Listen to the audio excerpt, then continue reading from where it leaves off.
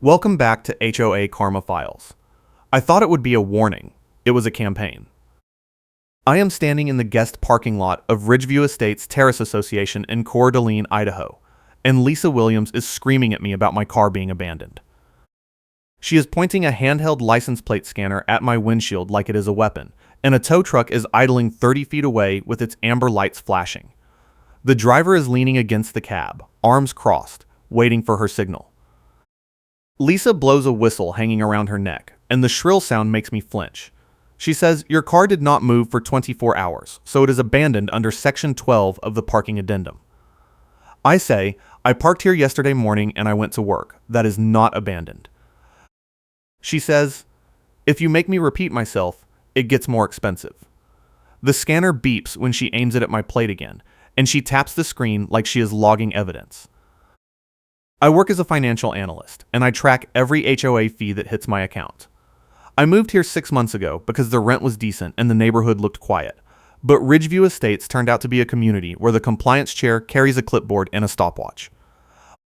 Lisa is the rules enforcement chair, and she loves warning letters. She has been escalating enforcement for weeks, hitting multiple units with surprise parking violations, and I know she is trying to drain residents with bogus fees. I am saving for something important, a down payment on a place outside this nightmare, and I cannot afford to let her pile on charges. Lisa taps her scanner again and says, "You are not the first person I have corrected, and you will not be the last." She turns to the tow driver and signals him to move in. I say, "Wait, you need to give me written notice before you tow. This is not legal." She laughs and says, "I sent the notice last night by email.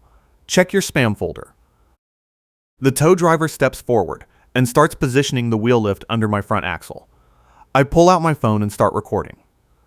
Lisa immediately steps into frame and says, "You are not allowed to film HOA enforcement without board approval." I say, "This is a public parking lot, and I am documenting what you are doing to my property."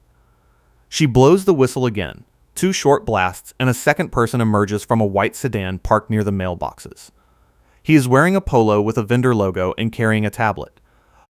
Lisa says, "This is our parking compliance verification specialist. He is here to confirm the violation before the tow." The guy walks up, glances at my car, and says, "Yeah, no guest pass visible, no movement in 24 hours. That is an abandoned vehicle under your rules." I say, "I live here. I do not need a guest pass. I have a resident decal." He shrugs and says, "Not my call. I just verify what the chair tells me to verify." Lisa says, "The verification is complete. Proceed with the tow." I say, "You are skipping required steps. You need to give me a hearing before you take my car." She says, "If you make me repeat myself, it gets more expensive," and crosses her arms. The tow driver hooks the wheel lift under my front tires, and I hear the hydraulic system engage. I step closer and say, "I am not letting you tow this without a written violation notice with a timestamp." Lisa pulls a folded paper from her jacket pocket and hands it to me. It is printed on HOA letterhead with yesterday's date, but the timestamp says 11 p.m., which is impossible because I was home by 9 and I checked my email before bed. I say, "This is fabricated. You did not send this last night." She says, "Our system auto-generates timestamps when the notice is created. Not when you open it, read the fine print." I look at the paper, and the print is so small I can barely make out the policy reference numbers. The tow driver says, "I need you to step back, ma'am, or I call the police for interference." I step back, still recording. My neighbor Eric walks over from his townhouse. He is a renter advocate and knows how to file complaints, and he has been helping me document the HOA selective enforcement for the past month. He says, "Lisa, you cannot tow a resident vehicle without a board vote unless it is blocking a fire lane." Lisa turns and says, "This is not a resident vehicle. This is an unregistered guest vehicle that overstayed the 72-hour limit." Eric says, "That is his car. He lives in Unit 47. I have seen him park here every day." She says, "Then why is there no current decal on the windshield?" I say, "Because you denied my decal renewal 2 weeks ago and told me to reapply with updated registration," which I did, and I am still waiting for the new sticker. She says, "Until you have the sticker, you are parking as a guest, and guests cannot stay overnight without a pass. Eric pulls out his phone and says, I am calling the management company right now. This is not how parking enforcement works. Lisa says, the management company does not override the rules enforcement chair during active compliance actions. Call them all you want. She turns back to the tow driver and says, finish it. The driver climbs into the cab and starts lifting my front wheels off the ground. I feel a wave of panic because I need this car to get to work, and if it goes to the tow yard, I will be stuck paying release fees, storage fees, and whatever bogus administrative charges the HOA tax on. My attorney told me if I want an emergency stop, I need one document today, and Lisa is stalling on purpose.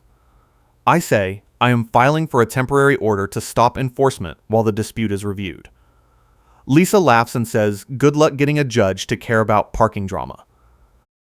The front of my car is off the ground now, and the tow driver is securing the chain. I say, you realize the city considers this a public street and you are using a private tow vendor without a city contract. Lisa says, Ridgeview Estates owns the streets within the gate. We can contract whoever we want. Eric says, the entrance gate has been broken for 3 months. This is not a gated community anymore. The streets defaulted to city jurisdiction last quarter. Lisa freezes for a second, then says, that is a separate issue and it does not change the parking policy. I say actually it does, because if this is a city street, you need city authorization to tow, and you do not have it. She pulls out her phone and starts scrolling fast, and I can see her hands shaking. Eric says, I already sent the city code enforcement a photo of the tow truck and your scanner. They are going to call it unauthorized in writing. Lisa says, stop the tow. I need to confirm jurisdictional boundaries before we proceed. The tow driver says, you are paying me by the hour. Make up your mind.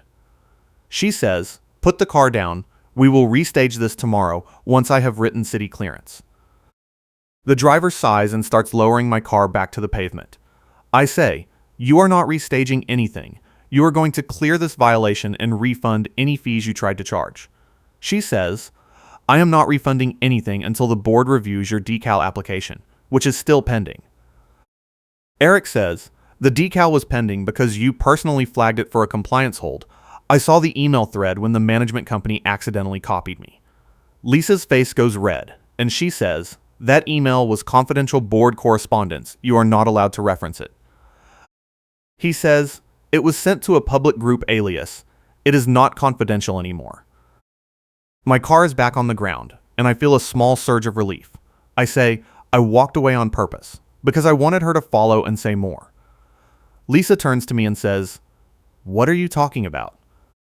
I say, I recorded you admitting you flagged my decal renewal to create a violation, and I have the vendor verification guy on camera confirming he follows your instructions without checking facts. She says, you are twisting everything I said. I say, no. I have a copy of the enforcement policy showing you are skipping required steps on purpose, and I am going to use it to request a temporary order to stop enforcement while the dispute is reviewed. She steps closer and says, if you make me repeat myself, it gets more expensive, but her voice cracks on the last word. The tow driver unhooks the chain and says, I am leaving. Call me when you figure out if this is legal. He climbs back into the cab and drives off, leaving Lisa standing in the middle of the parking lot with her scanner in one hand and her whistle in the other. Eric says, you should file a formal complaint with the management company tonight. They need a paper trail before the next board meeting. I say, I already started the file. I have photos of every bogus notice, the altered timestamps, and the vendor invoices showing Lisa is billing the HOA for enforcement actions that never went through proper review. Lisa says, you are making accusations you cannot prove. I say, I can prove all of it. I have HOA records showing selective enforcement and suspicious enforcement fees. She says, those records are confidential, and you are not authorized to access them. I say, I submitted a records request under state law 3 weeks ago, and the management company sent me everything last Friday. Her face goes pale and she says, they were supposed to redact board communications. Eric says, they redacted the board emails, but they left in all the vendor contracts and payment logs, which is exactly what he needed. Lisa turns and walks toward her sedan without saying anything else. I watch her get in and sit there for a minute staring at her phone. Eric says, "She is going to escalate, you know that, right?" I say, "I know, but I have the trump card and I am not using it until she pushes too far." He says, "What is the trump card?" I say, "The enforcement policy has a section that says compliance actions require a written notice with 72 hours to cure before any tow or penalty, and Lisa has been skipping that step for 6 months. If I can prove she did it on purpose to rack up fees, the management company has to refund everything and she loses her enforcement authority." Eric says, "That is huge. Why are you waiting?" I say, "Because if I show it too early, she will claim it was an administrative mistake and the board will cover for her. I need her to keep escalating, so the pattern is undeniable." That night, I get an email from the HOA with the subject line "Final Courtesy Notice." It says my vehicle was observed in violation of guest parking limits and that I have 24 hours to remove it or face a $500 fine plus tow and storage fees. The email is timestamped at 11:58 p.m., which means Lisa sent it right before midnight to make it look like she gave me a full day. I forward it to Eric and my attorney with a note that says, "She is fabricating deadlines again." My attorney replies and says, "If she tows you tomorrow, file for the emergency stop immediately. I will have the paperwork ready." I look out my window and see Lisa's sedan parked across from my unit with the interior light on. She is sitting in the driver's seat with her scanner on the dashboard, and I realize she is watching to see if I move my car. I grab my dashcam memory card case and walk outside. She sees me coming and rolls down her window. I say, "You are on private property without permission. This is harassment." She says, "I am on HOA common area conducting compliance monitoring. Read your CC and Rs." I say, "The parking lot is not listed as common area. It is deeded to the individual units as limited common area, which means you need my permission to stage here." She says, "That is not how the board interprets it." I say, "The board does not get to reinterpret deed language. That is settled by the county." She rolls the window back up and starts her engine. I stand there and record her pulling out of the lot. The next morning, I wake up to find a bright orange sticker on my windshield that says "Violation Notice" in huge letters, with a checklist of infractions. Someone circled "No valid decal and overstayed guest limit," and at the bottom it says "Vehicle subject to immediate tow." The sticker is impossible to peel off without leaving residue, and I realize it is designed to be visible and humiliating. I take a photo of it and send it to Eric. He replies, "That is harassment. She is trying to provoke you." I drive to the grocery store to pick up supplies, and when I come out, Lisa is standing next to my car in the parking lot. She has her scanner in one hand and her clipboard in the other, and she is writing something down. I say, "What are you doing here?" She says, "I am conducting off-site compliance verification. You parked in a fire lane." I look around and see I am parked in a normal spot with a yellow curb, which is not a fire lane. I say, "This is not HOA property. You have no authority here." She says, "Your vehicle is registered to an HOA address, which means I can document violations wherever you park." I say, "That is not how jurisdiction works, and you are stalking me." She says, "I am performing my duties as rules enforcement chair." A woman with a shopping cart stops and says, "Are you the HOA lady who has been yelling at people?" Lisa ignores her and keeps writing. The woman pulls out her phone and starts recording. She says, "I am posting this. You are harassing him in public." Lisa says, "This is none of your business." The woman says, "It is everyone's business when you follow people to the grocery store. That is creepy." Another shopper stops and says, "Is this the Ridgeview HOA Karen?" Lisa says, "I am the rules enforcement chair, not a Karen." The first woman says, "Same thing." Lisa walks to her car and drives off. I thank the woman and she says, "I used to live in an HOA. They are all like this. You need to get a lawyer." I say, "I already have one." That night, Lisa posts crop screenshots to the neighborhood group chat showing my car with the orange sticker and a caption that says, "Resident refuses to comply with parking policy, creating safety hazards." The crop cuts out the part where the tow driver lowered my car and left, so it looks like I am still violating. Within 10 minutes, half the group chat is commenting with fire emojis and asking why the board is not doing more. Eric posts the full unedited video and says, "Here is what actually happened. The tow was stopped because it was illegal." The group chat goes silent. The next day, I get a notice that the board has scheduled an emergency hearing to discuss my ongoing violations. The hearing is set for tomorrow at 6 p.m. at the clubhouse. I call my attorney and say, they are trying to rush this before I can get the temporary stop order. He says, go to the hearing, record everything, and let her talk. She will incriminate herself. I say, what if they vote to fine me or put a lien on my unit? He says, they can vote, but enforcement requires proper notice, which she has not given, so any lien will be invalid and we can void it in court. I spend the next 24 hours reviewing every document I have. The enforcement policy showing Karen is skipping required steps on purpose, the payment log showing suspicious vendor fees, the email thread where Lisa admitted to flagging my decal renewal, and the video of the tow truck backing off after Eric mentioned city jurisdiction. I also print a copy of the city code showing the streets are public, and I bring the dashcam memory card case in case anyone questions the footage. At the hearing, the board is seated at a folding table in the clubhouse, and Lisa is sitting at the far end with her scanner and clipboard in front of her. There are about 15 residents in the audience, most of them looking annoyed. The board president, a retired guy named Tom, opens the meeting and says, "We are here to discuss the parking violations filed against Unit 47. Lisa stands and says, the resident has repeatedly ignored notices, parked without a valid decal, exceeded guest limits, and obstructed compliance actions." I say, that is not accurate. I submitted my decal renewal on time and you personally flagged it to create a violation. She says, I flagged it because your registration documents were incomplete.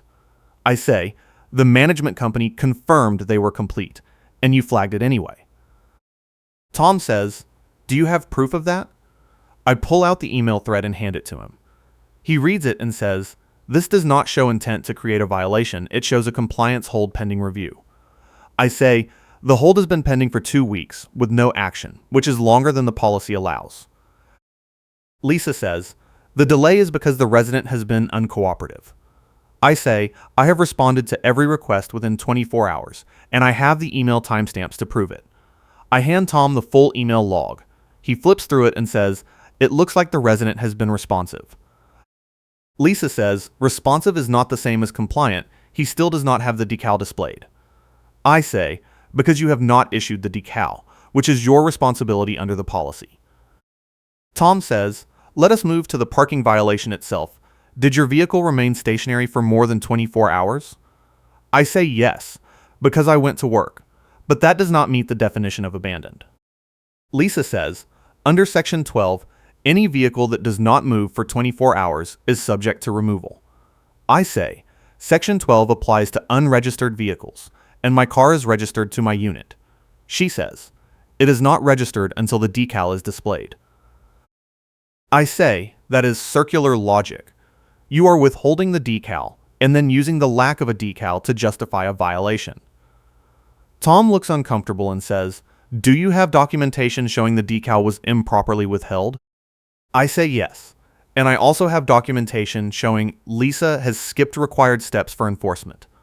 I pull out the enforcement policy and highlight the section that says compliance actions require a written notice with 72 hours to cure before any tow or penalty. I say, Lisa sent me a notice at 11:58 p.m. and scheduled a tow for the next day, which is not 72 hours. Lisa says, the 72-hour rule only applies to first violations. This is a repeat violation. I say, it is not a repeat violation, it is the same vehicle on the same day, and you are counting it as multiple violations to skip the notice period. Tom says, do you have a copy of the notice? I hand him the printed email with the timestamp. He says, this is dated for the night of the scheduled tow. That does not give 72 hours. Lisa says, the notice was sent the previous week, and he ignored it. I say, I never received a notice from the previous week, and the email log shows no outbound message on that date. Lisa pulls out her phone and scrolls. She says, I sent it to your secondary email address on file. I say, I only have one email address on file, and it is the one you used for the 11:58 p.m. notice. Tom says, Lisa, do you have a copy of the earlier notice? She says, I will have to check my sent folder, but I know I sent it. Eric stands up from the audience and says, I have a copy of the resident email log from the management company, and there is no notice from the previous week. Lisa says, you are not a party to this hearing. Sit down. Tom says, let me see the log. Eric hands it over and Tom reads it. He says, there is no notice before the 11:58 p.m. email. Lisa says, then it was a verbal notice. I spoke to him in person. I say, we never spoke before the tow truck showed up, and I have a video showing our first conversation was in the parking lot that morning. Tom says, Lisa, if there is no documentation of a prior notice, then the enforcement was premature. Lisa says, I followed the protocol as I understand it. I say, the protocol is written in the policy, and you skipped it. She says, you are not the first person I have corrected, and you will not be the last.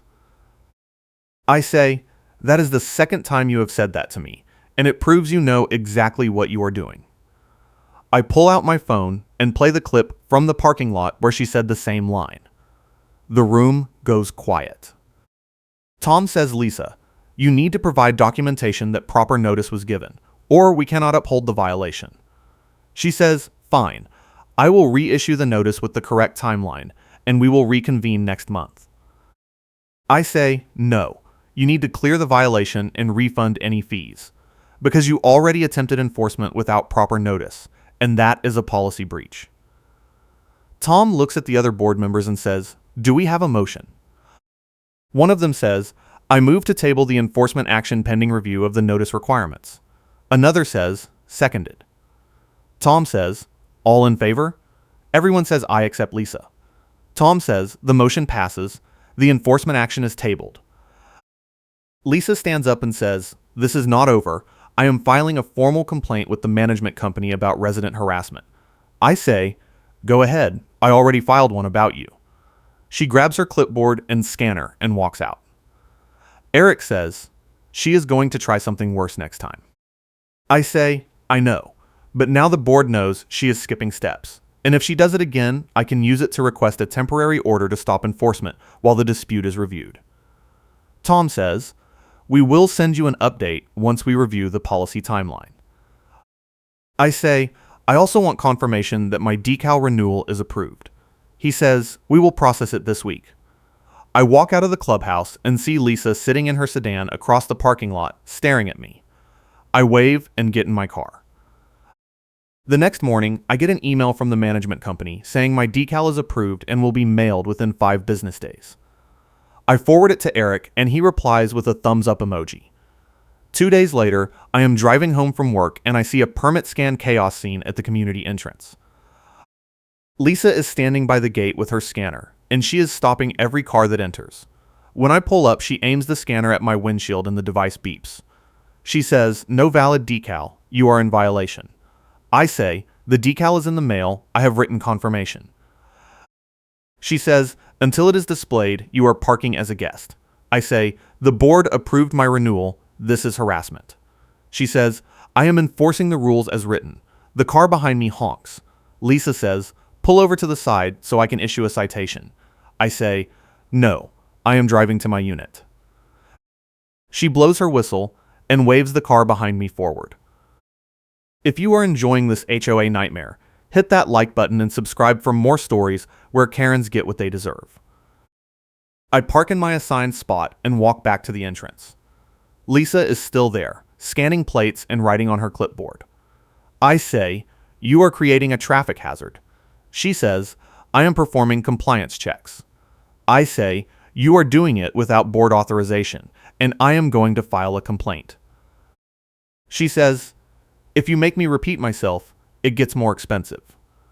I pull out my phone and call the management company. The rep answers and I say, Lisa Williams is blocking the entrance and stopping cars without authorization. The rep says, she is allowed to conduct compliance checks as part of her role. I say, not when it creates a safety issue. The rep says, We will send someone to assess the situation. I hang up and Lisa says, calling management does not change the rules. I say no, but it documents the pattern of harassment. She says, you are the one harassing me by filming and filing complaints. I say, I am documenting your actions because you keep escalating. The management company sends a rep the next day, and he parks near the entrance. Lisa is not there, but I show him the video of her stopping cars and blocking traffic. He says, that is not acceptable. I will talk to the board. I say, I also need you to confirm that my decal is being processed. He checks his tablet and says, it was mailed yesterday. You should have it by Friday. I say, can you email me confirmation so I have it in writing? He says, sure. That afternoon, I get the email confirmation. Lisa posts in the group chat, reminder, all vehicles must display current decals or they will be towed without further notice. Eric replies, that policy requires 72 hours written notice, which you skipped last time. Lisa does not respond. On Friday, my decal arrives in the mail. I put it on my windshield immediately and take a photo. I text it to Eric and he says, finally. That weekend, I am walking to my car and I see a tow truck parked at the curb by the community entrance sign where the tow truck stages. The driver is talking to Lisa and she is pointing at my car. I walk over and say, what is going on? Lisa says, your decal is improperly placed. I say, it is in the bottom corner of the windshield where the instructions say to put it. She says, it is obstructing the VIN inspection area. I say, the VIN inspection area is not on the windshield. It is on the dashboard. She says, I am referring to the secondary VIN location. I say, there is no secondary VIN location on the windshield. You are making this up. The tow driver says, lady, I am not towing a car over a decal placement issue. Call me when you have a real violation. He gets in his truck and drives off. Lisa says, I am documenting this as refusal to comply with placement standards. I say, document whatever you want. I followed the instructions. She takes a photo of my windshield with her phone. I say, I am filing another complaint. She says, you are not the first person I have corrected and you will not be the last. I say, you already used that line, and it is on video twice now. She turns and walks to her car. That night, I get a letter in the mail from the HOA attorney saying I am in violation of decal placement standards and I have 10 days to correct it or face a lien.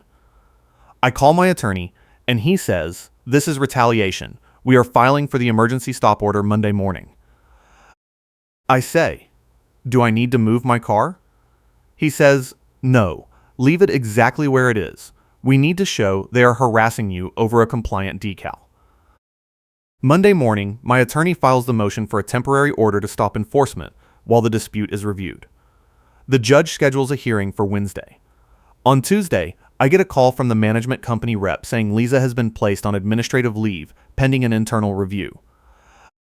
I say, what does that mean? He says, the board received multiple complaints about her conduct and they are investigating. I say, who is handling compliance in the meantime? He says, the board president is overseeing it directly. I say, does that mean the tow vendor is on hold? He says, yes, all enforcement actions are paused until the review is complete. On Wednesday, I go to the hearing with my attorney. Lisa is there with the HOA attorney. The judge reads the motion and says, what is the basis for the emergency stop? My attorney says, the HOA rules enforcement chair has been conducting enforcement actions without proper notice, fabricating deadlines, and using a private tow vendor on a public street without city authorization. The judge says, do you have evidence?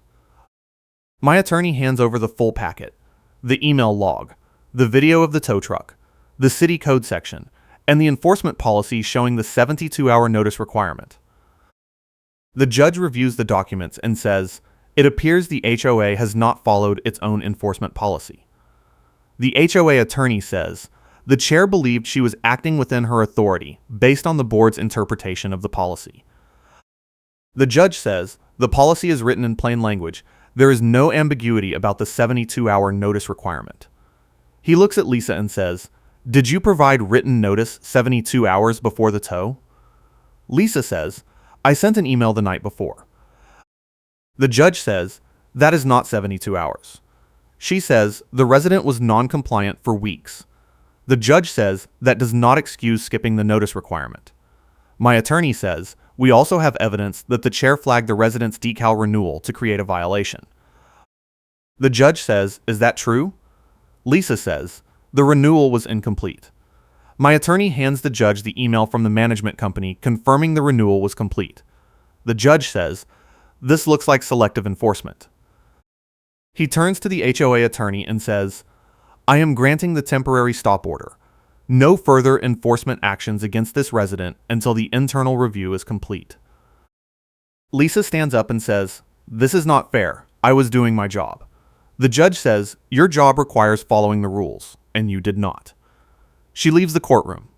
My attorney says, that went well. I say, what happens next? He says, the management company will complete the review, and if they find she violated policy, they will have to refund your fees and clear the violation record. I say, what about the tow vendor? He says, the city is handling that separately. They are reviewing whether the vendor was operating legally on a public street. 2 weeks later, I get a letter from the management company saying the review is complete. It says Lisa Williams has been removed from her role as Rules Enforcement Chair effective immediately, and the board has issued a policy clarification that destroys Karen's favorite tactic. All enforcement actions now require written notice with 72 hours to cure, no exceptions.